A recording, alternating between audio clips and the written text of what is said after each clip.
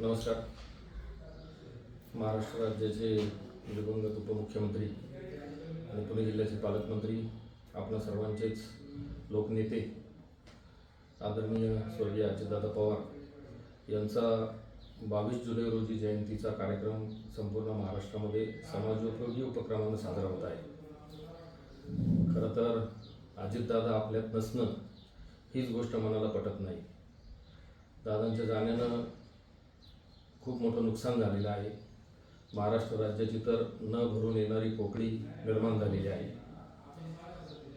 दादांच्या स्मृतिप्रित्यर्थ हा संपूर्ण आठवडा महाराष्ट्र राज्यामध्ये एक सामाजिक उपक्रमाचा सप्ताह म्हणून साजरा केला जातोय.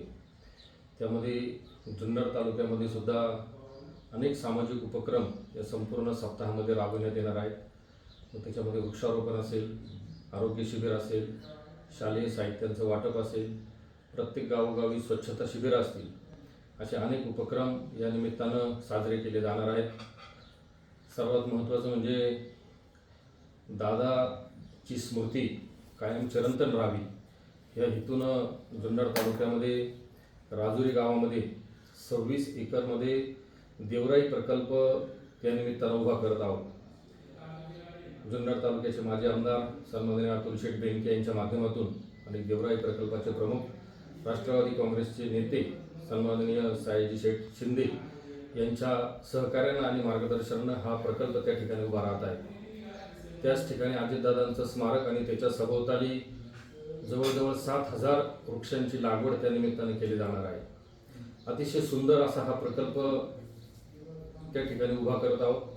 एकदम प्लॅनिंगने त्या ठिकाणी डेव्हलपमेंट चालू आहे आणि या संपूर्ण प्रकल्पाच्या शुभारंभाच्या निमित्तानं त्या ठिकाणी येत्या 26 जुलै रोजी महाराष्ट्र राज्याच्या उपमुख्यमंत्री, आपणा सर्वांच्या नेत्या, पुणे जिल्ह्याच्या पालकमंत्री आदरणीय सुनेत्रावहिनी पवार, त्याचप्रमाणे सयाजी शिंदेसाहेब हे प्रमुख मान्यवर म्हणून त्या कार्यक्रमाला उपस्थित राहत आहे. अतुल शेठ बेनके यांच्या मार्गदर्शनाखाली हा संपूर्ण कार्यक्रम त्या ठिकाणी आयोजित करण्यात आलेला आहे.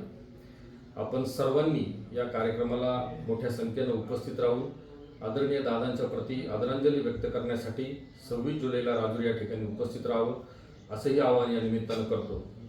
त्याचप्रमाणे गेले अनेक वर्ष आदरणीय दादांचा वाढदिवस 22 जुलै आणि आमचे सर्वांचे लाडके नेते अतुल शेठ बेनके यांचा वाढदिवस 23 जुलै, दोन्ही वाढदिवस जवळजवळ असल्यामुळं दोघांचाही वाढदिवस अनेक समाजोपयोगी उपक्रम साजरे करून संपूर्ण तालुक्यामध्ये त्या ठिकाणी केला जायचा. यावर्षी मात्र ही अतिशय फार मोठी दुःखद अशी घटना आमच्या सगळ्यांच्या दृष्टीनं आहे.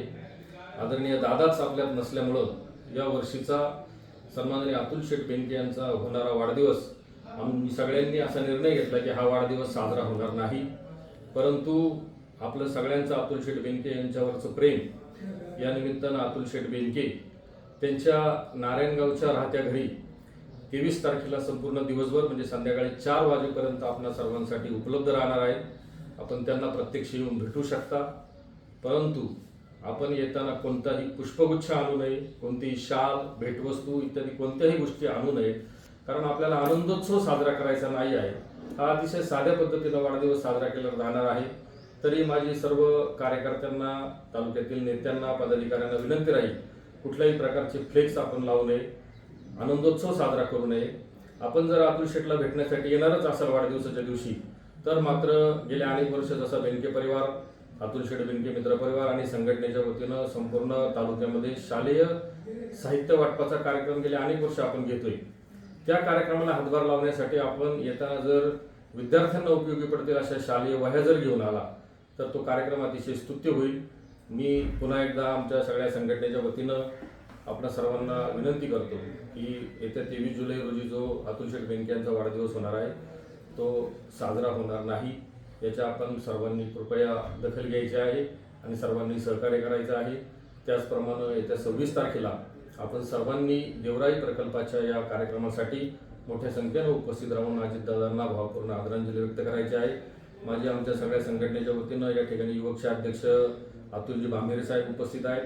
अतुल शेठ बेनके यांच्या वतीनं आणि आमच्या सगळ्या संघटनेच्या वतीनं मी तालुक्यातील सर्व पदाधिकाऱ्यांना, नेत्यांना आणि राष्ट्रवादी काँग्रेसच्या कार्यकर्त्यांनाही विनंती करतो की प्रत्येकानं आपापल्या गावामध्ये अजितदादांना अभिप्रेत असणारा जो काही स्वच्छतेचा उपक्रम आहे या स्वच्छतेच्या उपक्रमासाठी प्रत्येकाने आपलं गाव, आपल्या गावाचा परिसर, तिथली सार्वजनिक ठिकाणं ही स्वच्छता मोहीम हाती घ्यावी आणि ती कशा पद्धतीनं चांगल्या पद्धतीनं राबवता येईल आणि तिचं सातत्य कसं राखता येईल यासाठी आपण सर्वांनी प्रयत्न करावेत.